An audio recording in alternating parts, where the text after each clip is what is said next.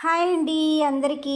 నేనైతే current stove అయితే తీసుకున్నాను. దీని మీద అయితే శనగపిండి కూర అయితే వండుతున్నాను. సో బొంబాయి చట్నీ కూడా అంటారు కదా, నేను దోశల్లోకి అయితే వండుతున్నాను. చూడండి, ఇక్కడికి వచ్చేసరికి ఇది వచ్చేసరికి ఆప్షన్స్ ఇవన్నీను ప్లస్ మైనస్ ఉన్నాయి కదా. వచ్చేసరికి ఇంకా దీన్ని 120 అయితే ఎక్కువ వచ్చిందన్నమాట. అక్కడ ఆప్షన్స్ అయితే కనిపిస్తున్నాయి కదా.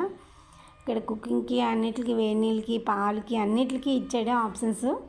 అయితే బాగుంది. ఇక్కడ వచ్చేసరికి నేనైతే నూనె వేసుకొని కొంచెం జీలకర్ర, ఎల్లుల్లిపాయలు, ఆవాలు, జీలకర్ర అవన్నీ వేసుకున్నాను అనమాట. సో వేగిన తర్వాత ఎండుమిరపకాయలు కూడా వేసాను. తర్వాత ఉల్లిపాయలు వేసుకొని తర్వాత ఏమో టమాటాలు అయితే వేసుకొని అయిపోయాను ఫ్రెండ్స్. చూడండి, వచ్చేసరికి స్టవ్ మీద కూడా బాగానే అవుతుంది. నేనేమో 500లో అక్కడ పెట్టానమాట. అంటే మరీ ఫాస్ట్ కాకుండా దీన్ని మామూలుగా అయితే పెట్టాను మీడియంలోని. సో ఇక్కడికి వచ్చేసరికి శనగపిండి అయితే వాటర్లో కలిపేసి మనకి ఎంత వాటర్ కావస్తే అంతైతే వేసుకున్నాను.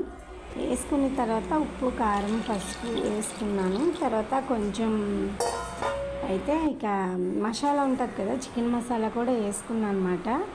సో చూసారా, ఇంకా ఇవంతా వాటర్ వేసిన తర్వాత ఇప్పుడు ఈ ఐటమ్స్ అన్నీ వేసేసాను అనమాట. సో ఒకటి వేస్తున్నాను, మీకైతే చూపిస్తున్నాను అందులోని. అది వచ్చేసరికి చికెన్ మసాలా. నాకు అంటే అన్నిట్లో వేయడం అలవాటు మాట.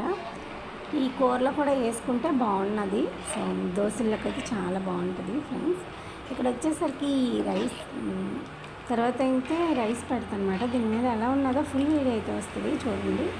ఇక్కడ వచ్చేసరికి శనగపిండి కూర అయితే వండాను కదా, చాలా బాగా వచ్చింది ఫ్రెండ్స్. ఇక మీరైతే నచ్చితే ఒక లైక్ చేయండి.